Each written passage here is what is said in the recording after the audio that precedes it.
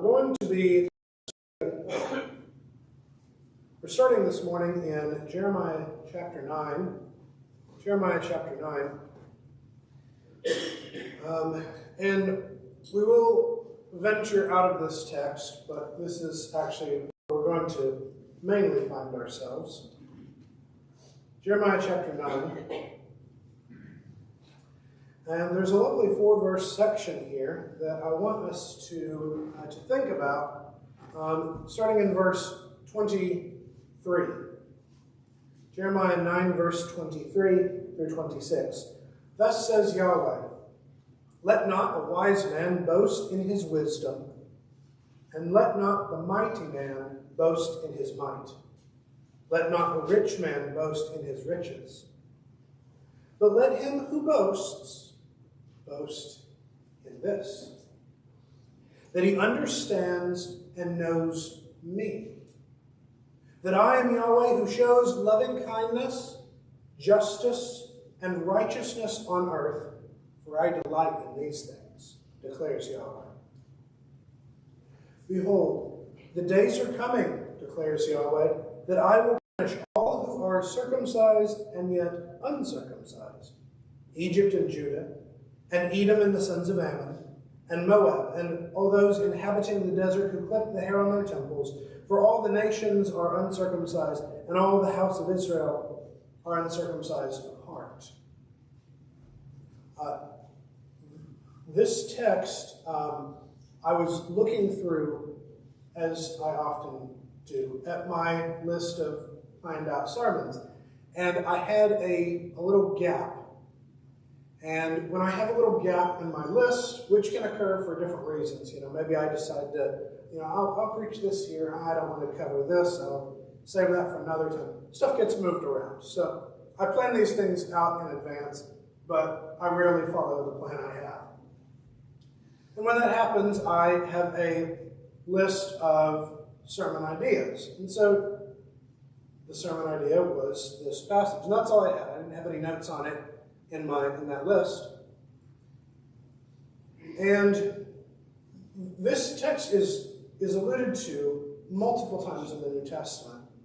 And one of those is the one I totally coincidentally had slated to preach the week after next. So I'm probably not going to cover it then. I'm just going to cover both of those today. And that other passage that I want us to go ahead and turn over to, just to catch a glimpse, and we'll return to Jeremiah, and then return back to this, is in 1 Corinthians chapter 1. 1 Corinthians chapter 1. And the text here, I don't want to invest my time in all of this part of 1 Corinthians 1, but I want us to read it anyway. 1 Corinthians 1, 18 through 31. For the word of the cross is foolishness to those who are perishing, but to us who are being saved, it is the power of God. For it is written, I will destroy the wisdom of the wise, and the cleverness of the clever I will set aside. Where is the wise man? Where is the scribe? Where is the debater of this age? Has not God made foolish the wisdom of the world? For since in the wisdom of God the world through its wisdom did not come to know God, God was well pleased, through the foolishness of the message preached, to save those who believe. For indeed, Jews ask for signs and Greeks search for wisdom, but we preach Christ crucified. To Jews a stumbling block, to Gentiles foolishness. But to those who are the called, both Jews and Greeks, Christ the power of God and the wisdom of God. Because the foolishness of God is wiser than men, and the weakness of God is stronger than men. For consider your calling, brothers, that there were not many wise according to the flesh, not many mighty, not many noble, but God has chosen the foolish things of the world to shame the wise. And God has chosen the weak things of the world to shame the things which are strong, and the base things of the world, and the despised. God has chosen the things that are not, so that he may abolish the things that are, so that no flesh may boast before God. But by his doing, you are in Christ Jesus, who became to us wisdom from God, and righteousness, and sanctification, and redemption.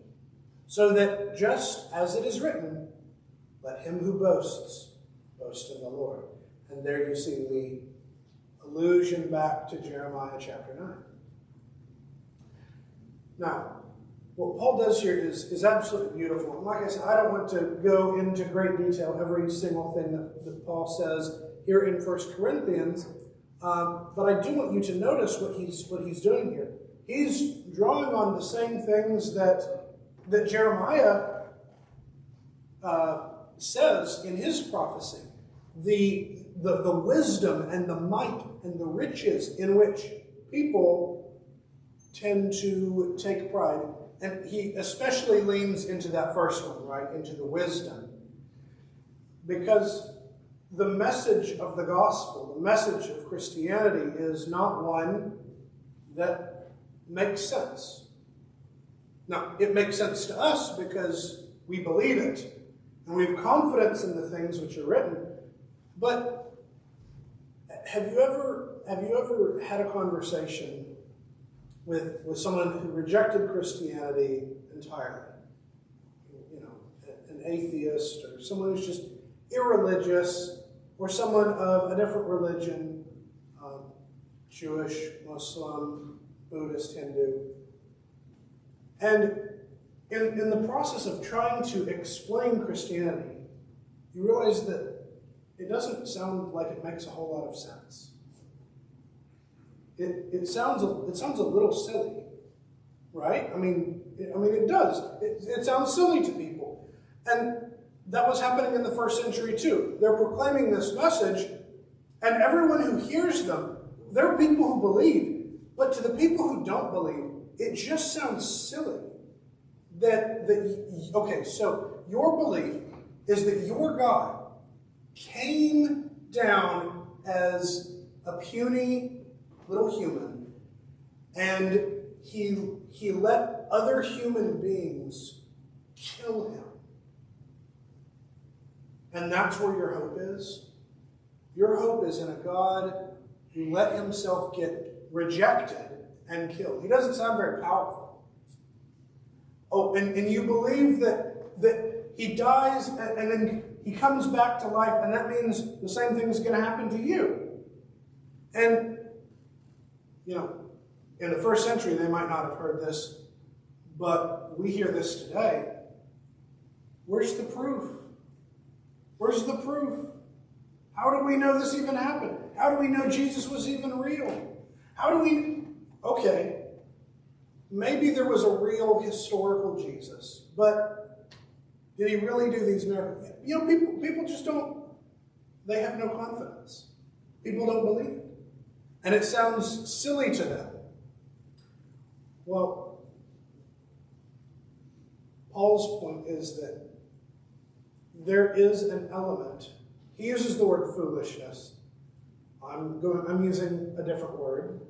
It means basically the same thing. There's an element of silliness, of incredulity to the message of the gospel that is by design. There is an aspect of the gospel message that is strange and unbelievable by design, so that we do not begin to take confidence in ourselves for having this more sophisticated, more intelligent line of thought than other people.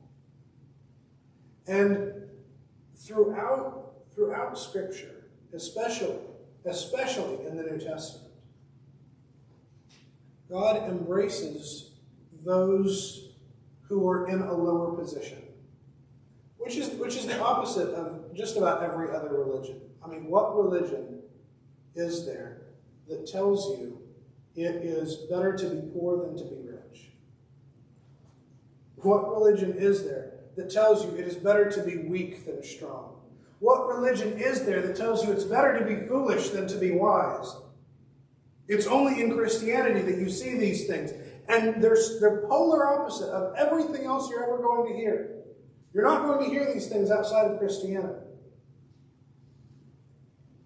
And yet, Paul says God chooses these things so that you will not glory in the things you can claim for yourself. You know, if you have great riches, you might make the claim that you've done all this work to, we have an expression, a self-made man. I did this myself. I went from nothing to having great possessions. I went from a family where there was no education, and I've received all of these letters at the end of my name. So what, God says? So what? It doesn't mean anything.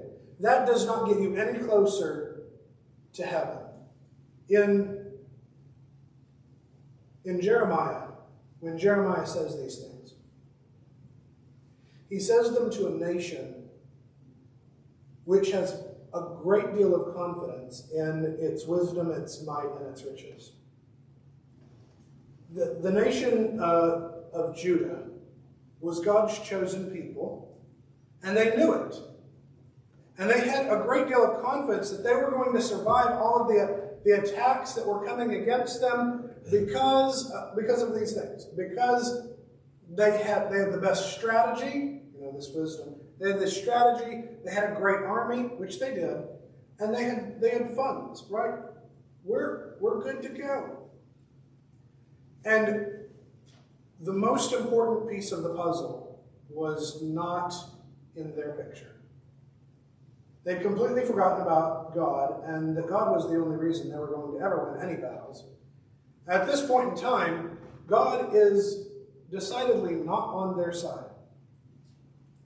That's really what Jeremiah is making reference to here. And Jeremiah is trying to remind them, or rather God is trying to remind them through the words of Jeremiah that he didn't choose them as a people so that they could be rich and powerful or have greater cultural impact than other nations. That's not what he chose them for. He didn't choose them so that they could be full of wisdom and might and riches. He didn't want that to be the source of their pride. God chose them so that the source of their identity, the source of their pride would be in knowing the Lord. Let him who boasts boast in this, that he understands and knows me. Now, that is, I have never heard anyone boast of it. I have never heard anyone do what this passage. I've heard people speak of their own wisdom. I've heard people speak of their own strength and their skill, their ability. I've heard people speak of their accomplishments and their financial results. I've never heard anyone who based their entire identity and pride in how well they knew the Lord. I've never known anyone who did that. And please don't take that as an indictment against any one of you. I've never known anyone who was like that. I've known some very good people. But I've never known anyone who truly was so transformed that they thought this way. But God called them out of the world, out of all of these other nations, to be separate, to be special, for this reason. And they completely missed the point. Now, these other things came along with it, and God wanted those blessings to come with it, but those blessings were never the point. They got caught up in the blessings. They got caught up in what God was doing for them, that they missed what they had been chosen for. And as we've seen in 1 Peter, the church is the fulfillment of the first of God's chosen people. The church is the fulfillment of ancient Israel. The church is the fulfillment of ancient Judah. The church has been pulled and chosen out of the world so that we will not boast in our wisdom, in our might, and in our riches. We have been pulled out so that we will not glory in how cool we are, or how much cultural impact we have, or how well we're known, or what accomplishments we have completed in our life. He doesn't want for that to be where we take our identity. He called us out of the world for the same purpose he called them, that we might understand and know him. The wisdom, even a spiritual wisdom, is invalidated by hypocrisy. If you turn back a page to Jeremiah chapter 8, verse 8, even those who were spiritual in Israel, or rather in Judah at this time, even they were hypocritical. Jeremiah 8, verse 8, how can you say, we are wise and the law of Yahweh is with us? But behold, the lying pen of the scribes has made it into a lie. This is a beautiful picture. He says the lying pen of the scribes. What are these scribes scribing? Well, the scribes sit there and write out copies of the law, right? They have a copy right here of the, say the books of Moses, right? And they're sitting here and they're reading these things, and as they read it, they write the same thing here, and they copy down the next line, and they're writing these things out. And they're writing lies. Their pen is a lie, because they're writing these things as if they believe them. They're copying these things down as if this matches their life. The lying pen of the scribes has made it into a lie. The wise men are put to shame. They're dismayed and captured. Behold, they've rejected the word of Yahweh. And what kind of wisdom do they have? Therefore, he uses strong language here. Therefore, I will give their wives to others. I will give their fields to new possessors. Because from the least even to the greatest, everyone is greedy for gain. From the prophet even to the priest, these are supposed to be holy men. From the prophet to the priest, everyone practices lying. They heal the brokenness of the daughter of my people superficially, saying, peace, peace, when there's no peace. Were they ashamed because of the abomination they had done? They certainly were not ashamed. They did not know how to feel dishonor. Therefore, they shall fall among those who fall. At the time of their punishment, they shall be brought down, says Yahweh. He says, look, you have the law. You know it, or you should know it, but you're living a lie. Because you know what's right, and yet you may have all of this. You may have all of this biblical education. You may have all of this biblical understanding. You may be able to rattle off 100 Bible verses. You may know everything there is about God's word, but if it has not touched and transformed your heart, it's done nothing. If it hasn't changed who you are, then you're living a lie and you're speaking a lie. That's what Jeremiah says. And so when he says, let not a wise man boast in his wisdom, this is not just limited to having the wisdom of the world, but having the wisdom of God only counts as having true wisdom.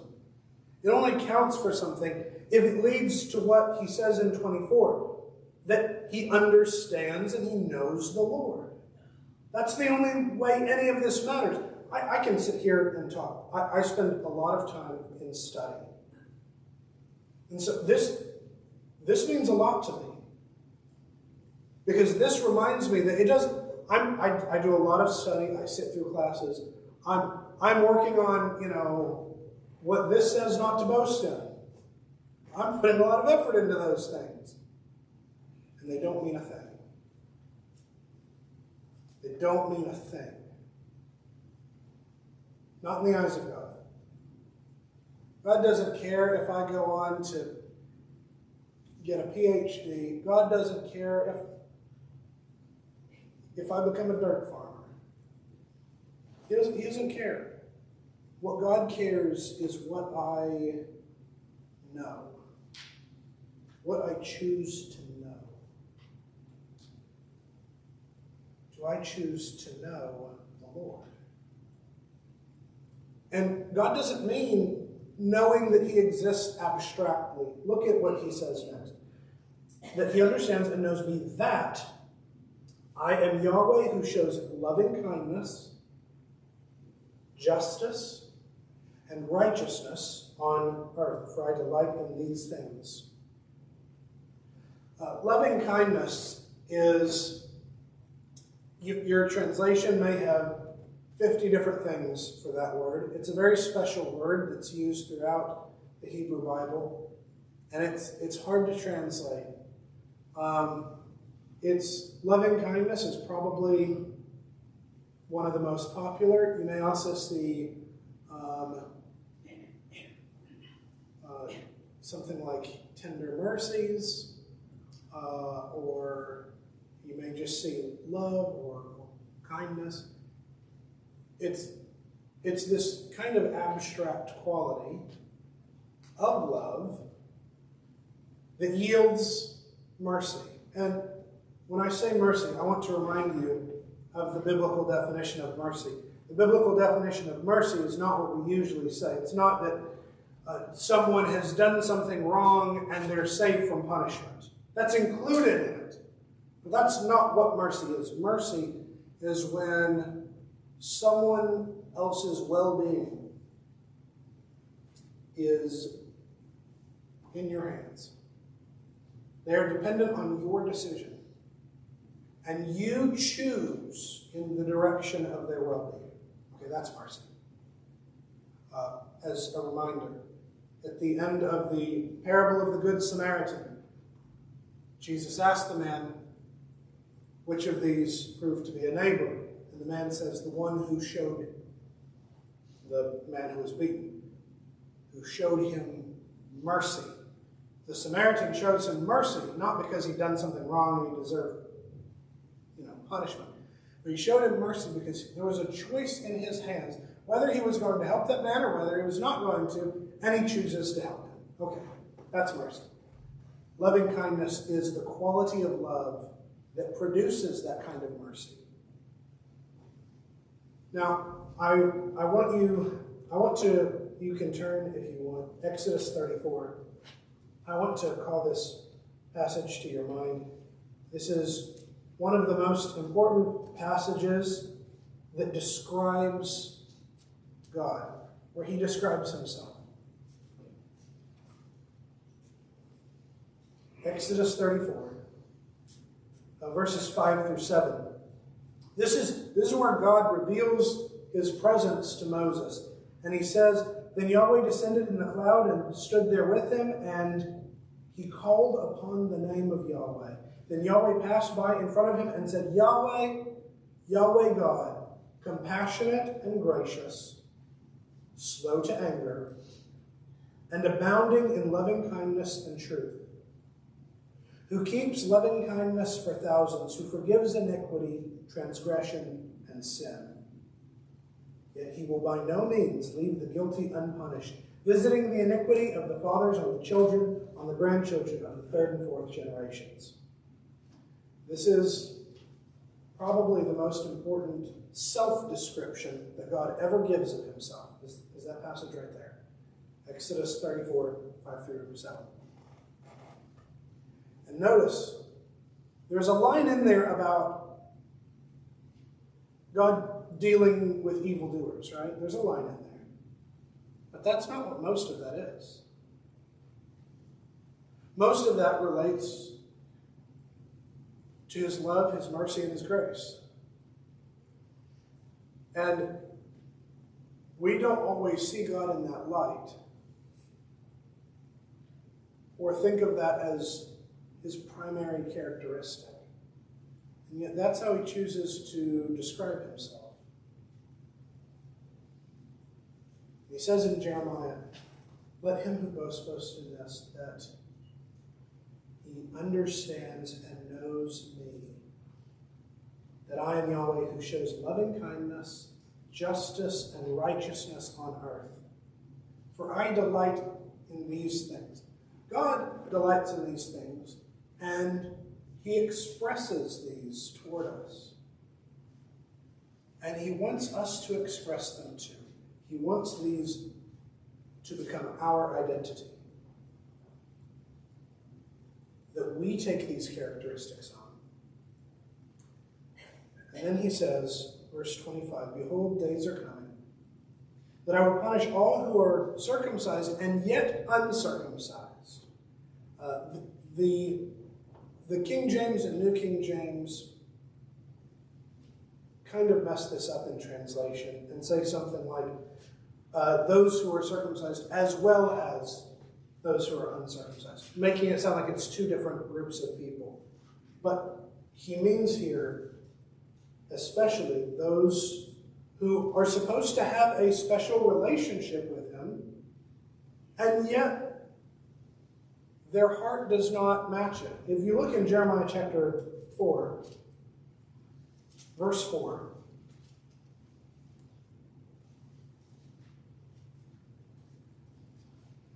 this language is used in the New Testament, Galatians chapter 6, Romans chapter 2.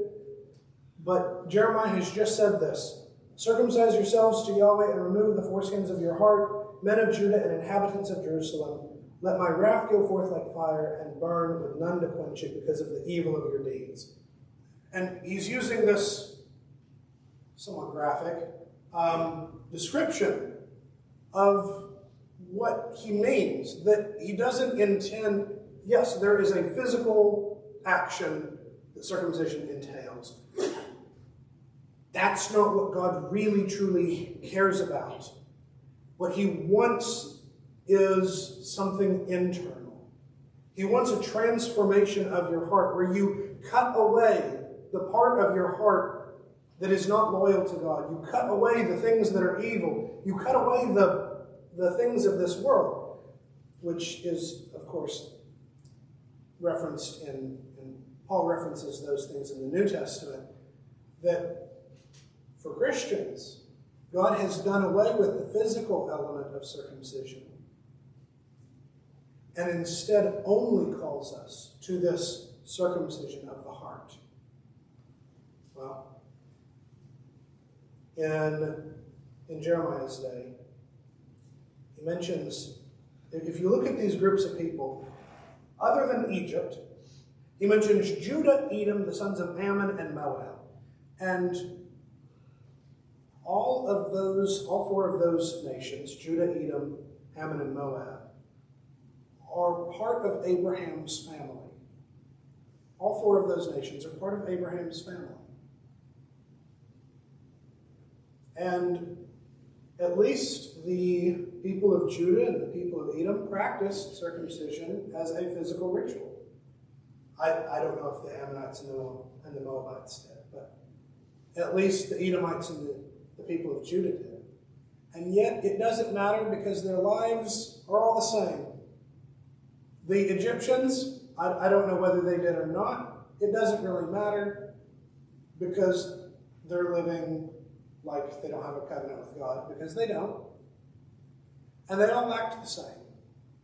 You can't tell the difference. God wants us to think and to act and to talk differently from the people who are around us. And I think too easily we become absorbed and we look the same. If someone had you lined up with other people from this town and asked someone who didn't know you or any of these people, which of you was the Christian? Would they know? Would they be able to figure that out? Or would your lives look so strikingly similar that they couldn't tell? I don't know. I'm not claiming any superiority here. This is a hard thing. And this kind of transformation, not just of the way you speak and the way you act, but of your identity and how you even see yourself is very hard to accomplish. One last passage as we close. I want to return back to 1 Corinthians chapter 1. 1 Corinthians chapter 1, verse 31. Yes, Paul quotes from this verse. And he says so that just as it is written, let him who boasts boast in the Lord. But then I want you to see what he does in chapter 2. And I'm not going to go into detail on chapter 2. I will save that for another lesson. But in chapter 2, he gives the answer. And if you know Jeremiah, you'll see what he's doing here. The boasting in the Lord comes not just from knowing that God exists. Okay, that's fine. There are billions of people in the world who acknowledge that God exists. And it doesn't mean a thing, because their lives aren't transformed. It's about knowing God himself. And in chapter 2, he shows you that the way we come to know God is through the revelation of Jesus Christ. Take a look at verses 14 through 16 of chapter 2. But a natural man does not accept the depths of the Spirit of God, for they are foolishness to him. He's already said these kinds of things. And he cannot understand them because they are spiritually examined. But he who is spiritual examines all things, yet he himself is examined by no one. For who has known the mind of the Lord that he will direct him? But we have the mind of Christ. If you want to know the Lord, if you want to know the Lord like Jeremiah talks about, if you want to understand and know the Lord, if you want to understand and know the Lord that he is Yahweh, a God of loving kindness, of justice, and of righteousness, if you want to know him, you have to look at Jesus. You have to listen to Jesus. And if you want Jesus' thoughts on the matter, he says something strikingly similar in Luke chapter 6. If you would like to look at that at some other time. This is a high call. Everything about Christianity is hard. Jesus says it's easy, and it's easy as far as the actions compared to the minutiae. Because the Pharisees lay all of these specific details and burdens upon you. And Jesus takes those things away. And Jesus extends a great deal of grace to us, which means we can have confidence in our salvation before him. And yet, he raises the bar so much higher than anyone else ever could or has. And the call of Christianity is incredibly hard as what he calls us to. And yet in it we find tremendous freedom.